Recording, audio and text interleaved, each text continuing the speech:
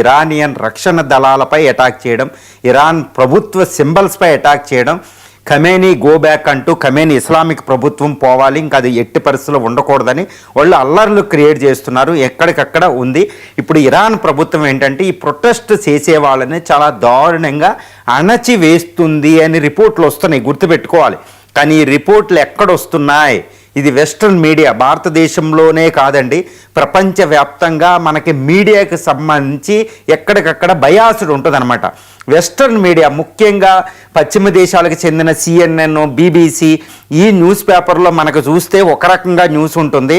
తర్వాత China, Russian times ఒకటి, China global times చూస్తే ఒక రకంగా ఉంటుంది. అదేవిధంగా గల్ఫ్ ప్రాంతంలో ఆల్ జజీరా, ఖతార్ ప్రాంతంలో చూస్తే ఇది సున్నీ నేషన్స్ పెట్టింది, అరబ్స్, వీళ్ళు ఇరాన్కి వ్యతిరేకంగా అక్కడ కూడా న్యూస్లు కనిపిస్తుంది.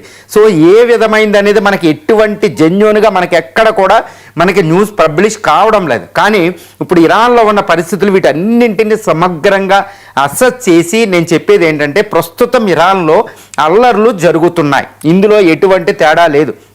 కానీ ఈ అల్లర్ల వెనకాల ఎవరు ఉన్నారు అనేది మనం ప్రత్యక్షంగా చూడాలి. ఇరానియన్ ఇప్పుడు సుప్రీం లీడర్ ఆయతుల్లా అలీ ఖైమనీయే చెప్తున్నారు, ఆహారపు ధరలు పెరిగినాయి, ద్రవ్యోల్బణం